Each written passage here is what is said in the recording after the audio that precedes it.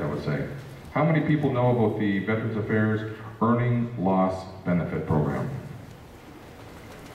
How many people are aware of the Permanent Impairment Allowance administered by Veterans Affairs? How about the Veterans Independence Program? Okay.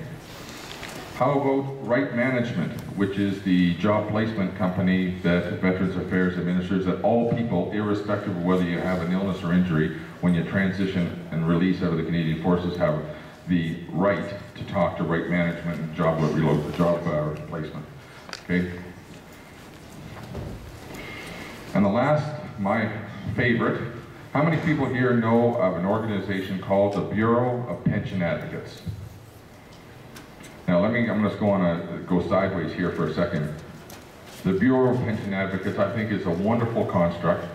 These are a bunch of lawyers across the country. There's somewhere between 60 and 70 lawyers across the country who they get their paychecks from Veterans Affairs, but they're not members of Veterans Affairs.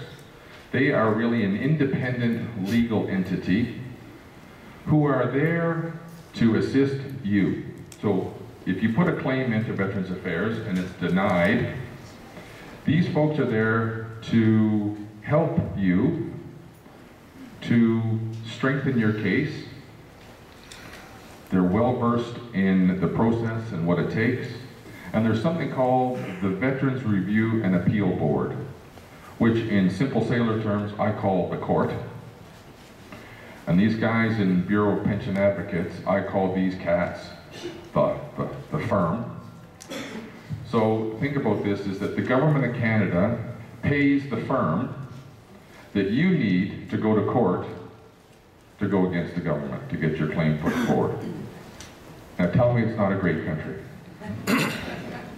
Right? And those folks are here today as well, and if you have questions later on, they're well and able to talk to you folks. Interestingly enough, somewhere around, and Keith, you can correct me if I'm wrong, but somewhere around 70% of claims get approved on an initial submission. Am I close to that? 74% of claims get approved on an initial submission. And for those cases that the Bureau of Pension Advocates takes forward, and my data may be a year old, but I'm not far off, for those cases that they accept and take forward, they're successful on somewhere around 65% of the time on a second or a third appeal with the Veterans Review and Appeal Board. That's the significance of what they can do for you. My point in asking everybody to put their hands up is that, from my perspective, you folks need to know the suite of benefits that Veterans Affairs has and what they can do for you in the same manner as you know about supplementary death benefit, your pension, land duty allowance, or anything else. You need to know that, so does your family. It's my strong conviction that you, your spouse, your family, need to know now, not when you suddenly find yourself ill and injured, what Veterans Affairs can do for you. Because let's be honest, ladies and gentlemen, the business that you and I are in is a business where bad shit can and does happen. And the time when you need to know what they can do for you is now, not all of a sudden when you have a whole host of other things going on. I liken it to your thumb. You don't realize how much you need your thumb until you hit it with a hammer and can't do your buttons up. You guys need to know now. Right? So that really, I've often, as I've gone around the country doing this, I call myself the warm-up band. I'm going to get off the stage now and turn it over to Veterans Affairs. There's a formal presentation part of this morning that Veterans Affairs will do. Following that, there's a Q&A session, which is the real value in this. So an opportunity for people to ask questions and seek clarification. I will say, if you have detailed, specific questions about your own particular case, Veterans Affairs is willing and able to have, or the Joint Personnel Support Unit with Colonel Blay, willing and able to have private sidebar conversations with you here today, not necessarily in public. That's the first thing. Second, in the event that anybody cares to tape or just today the formal presentation, I have no issues with that. I would ask that when we come to the Q&A session, if you would shut off any recording devices to make sure that we provide a certain element of privacy to those folks who would pitch up to the microphone for Q&A. Right. So with that, I'm going to turn it over. It's my pleasure. Before I turn it over to Veterans Affairs, I guess should have done it up front. Acknowledge the presence of Canadian Forces Chief Petty Officer, Chief Pleru. Thanks for showing up here this morning. Great for you to pitch up, Chief. Thanks very much.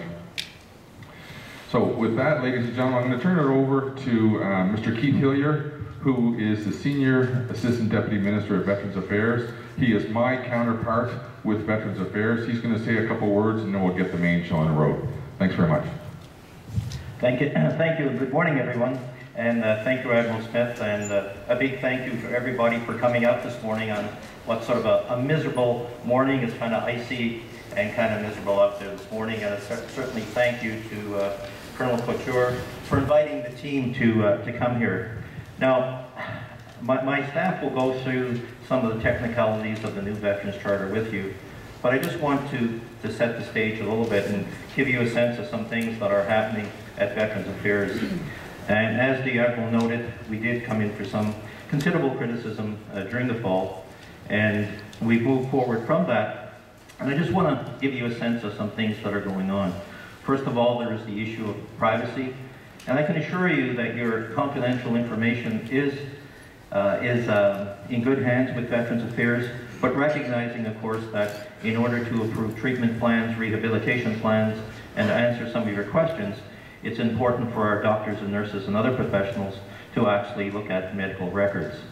But everybody has been given training in the need to know, and I can assure you that your information is safe with us. A couple other things just to share with you.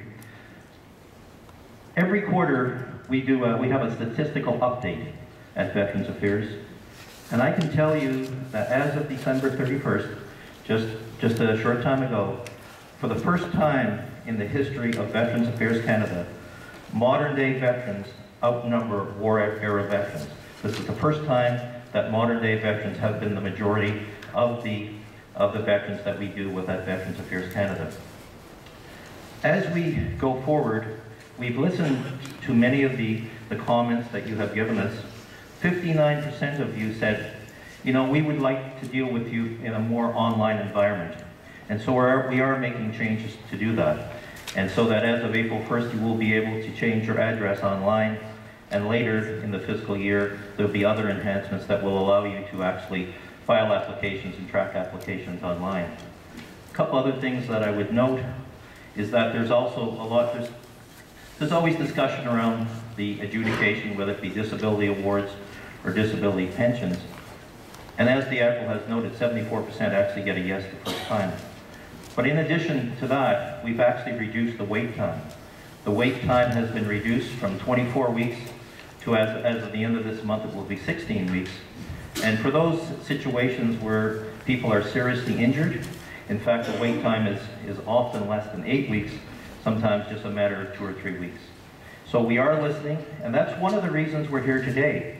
We are here today to provide information to you, but we are also here to listen. And that's why I'm here personally, that I want to hear your concerns, your issues that you have, so that we can have a better understanding of what are the things that we need to do to meet your needs. We've been at a number of bases and wings.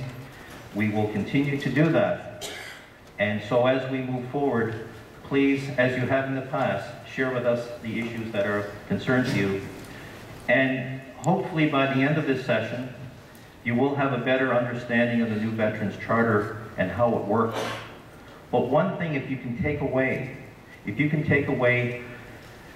the knowledge that if you need information, if you need assistance, Veterans Affairs staff are there to help you.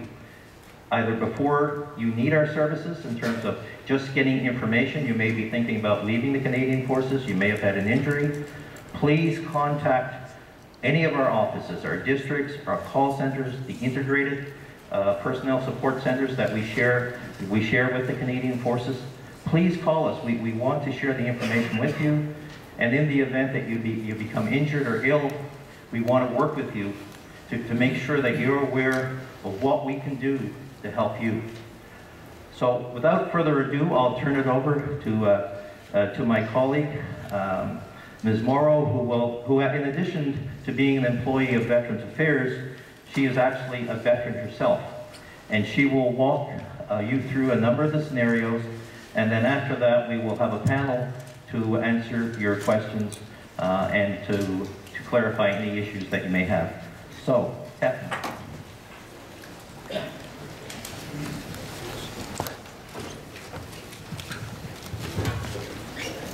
Thank you very much and good morning. Can you hear me okay at the back? Okay, you're all awake back there, it's pretty dark. So my aim today is to explain to you the suite of new Veterans Charter services and benefits and how to access them. Public speaking is not my day job. I actually adjudicate fund-level decisions on healthcare and rehabilitation. But as Mr. Hilliard mentioned, I have some special connections to the military. I am a client of Veterans Affairs, but probably more importantly, I have 2 children, both of whom are in the regular force, the oldest of whom was in a very serious accident about 3.5 years ago, spent about a week on life support. So when I talk to you about the services and benefits, I have 3 perspectives: as a client, as an employee, and most importantly, as a mother. I know that the topic of disability benefits is not particularly exciting. I do my best to be a little jovial, but it's an important topic. And as the CMP said, it's important for you to know long before something happens, if not for yourself, then for your family, and perhaps for people under your command. Presentation itself doesn't take all that long. It's not that painful. 20-25 minutes. Following that, we will open up the floor to questions. And following that, if you have a particular personal question, the Veterans Affairs staff will be on hand, stay behind to speak with you one-on-one.